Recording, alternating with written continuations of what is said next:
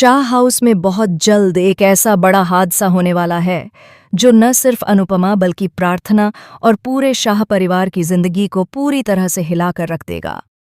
जिस घर में खुशियों की गूंज सुनाई दे रही थी वहीं मातम छा जाएगा।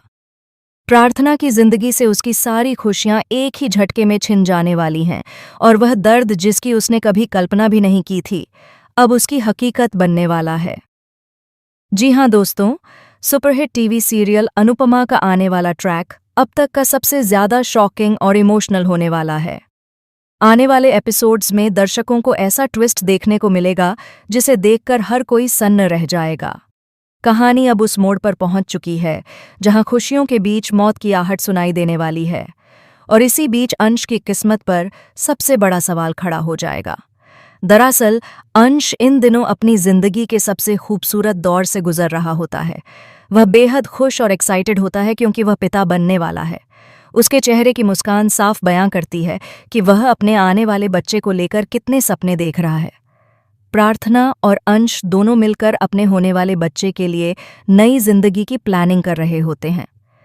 बच्चे का कमरा कैसा होगा, उसका नाम क्या रखा जाएगा, उसकी परवरिश कैसे होगी, इन सभी बातों को लेकर दोनों बेहद खुश होते हैं। लेकिन जहां एक तरफ खुशियों का माहौल होता है वहीं दूसरी तरफ साजिशों की आग धीरे धीरे सुलग रही होती है। प्रार्थना, अंश और पूरा शाह परिवार इस सच्चाई से बिल्कुल अनजान होता है कि गौतम और माही के मन में क्या खतरनाक खेल चल रहा है। खासकर गौतम, जो बाहर से खुद को शांत और बेबस दिखाता है, अंदर ही अंदर एक बेहद खौफनाक प्लान तैयार कर चुका होता है। गौतम किसी भी कीमत पर यह चाहता है कि प्रार्थना का बच्चा उसी के पास रहे। उसके लिए यह बच्चा सिर्फ एक मासूम जिंदगी नहीं बल्कि उसकी जिद और जुनून का हिस्सा बन चुका है। गौतम का मानना है कि इस बच्चे का असली पिता वही है, इसलिए इस पर सिर्फ और सिर्फ उसका हक है। उसके हिसाब से अंश का इस बच्चे से कोई रिश्ता नहीं है, न ही वह इसका हकदार है। लेकिन यहाँ सबसे बड़ा सवाल यही उठता है कि जब गौतम प्रार्थना पर जुल्म कर रहा था, उसे मारता पीटता था, उसकी इज्जत और उसकी खुशियों को कुचल रहा था, तब वह कहाँ था? जब प्रार्थना अकेली, टूटी हुई और डरी हुई थी, तब गौतम ने कभी उसके आंसू नहीं देखे, कभी उसका दर्द नहीं समझा। उस अंधेरे दौर में अंश ही वह इंसान था जिसने प्रार्थना का हाथ थामा।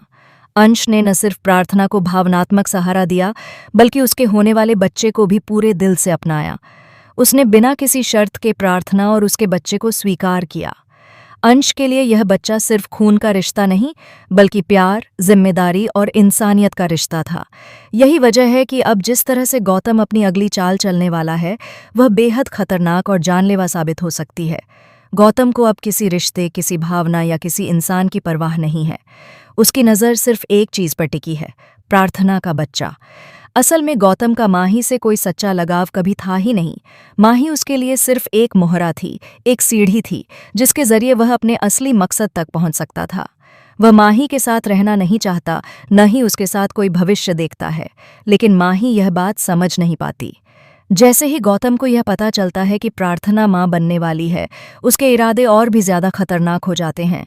अब वह इस बच्चे को पाने के लिए किसी भी हद तक जाने को तैयार हो जाता है। उसके लिए अब सही गलत, पाप पुण्य कुछ भी मायने नहीं रखता। गौतम की इस साजिश का पहला और सबसे बड़ा शिकार बनने वाला है अंश। गौतम जानता है कि जब तक अंश जिंदा है तब तक प्रार्थना और बच्चा उससे दूर रहेंगे। इसी वजह से वह अंश को अपने रास्ते से हटाने की पूरी प्लानिंग कर लेता है। उसका मकसद साफ होता है, अंश को खत्म करना, ताकि वह प्रार्थना और उसके बच्चे के साथ एक नई जिंदगी शुरू कर सके। गौतम ये भी दिखाना चाहता है कि प्रार्थना पूरी तरह से अकेली है, टूटी हुई है और उसे सहारे की जरूरत है, और उस सहारे के नाम पर वह खुद को प्रार्थना की जिंदगी में जबरदस्ती वापस लाना चाहता है। वहीं दूसरी तरफ माही अभी भी सच्चाई से अनजान रहती है। वह आंख बंद करके गौतम के हर कदम में उसका साथ देती है। उसे यह एहसास ही नहीं होता कि वह एक गलत इंसान का साथ दे रही है। चाहे गौतम का फैसला कितना ही गलत क्यों न हो, माही उसे सही ठहराने की कोशिश करती रहती है।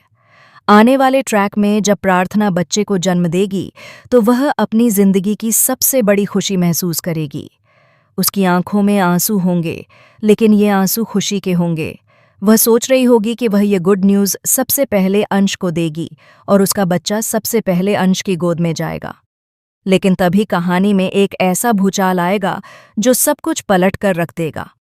अचानक खबर मिलेगी कि अंश का एक बहुत बड़ा एक्सीडेंट हो गया है। यह खबर सुनते ही शाह हाउस में कोहराम मच जाएगा।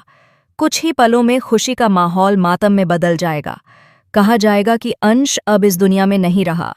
लेकिन सबसे चौंकाने वाली बात यह होगी कि अंश की बॉडी नहीं मिलेगी। यह बात इस हादसे को और भी ज्यादा रहस्यमय बना देगी। ऐसे में सवाल उठेगा कि क्या वाकई अंश की मौत हो चुकी है या फिर यह सब गौतम की एक सोची समझी साजिश है। हो सकता है कि गौतम ने अंश को कहीं किडनैप करके छुपा दिया हो या फिर अंश को इस तरह से रास्ते से हटाया गया हो कि उसकी वापसी की कोई उम्मीद ही न बचे। फिलहाल सच्चाई क्या है, यह आने वाले एपिसोड्स में ही सामने आएगी। दोस्तों, अब आप हमें कमेंट करके ज़रूर बताइए कि आप इस शॉकिंग ट्विस्ट को देखने के लिए कितने ज़्यादा एक्साइटेड हैं। क्या आप चाहते हैं कि अंश के साथ या बकान आनंदन अब दसायत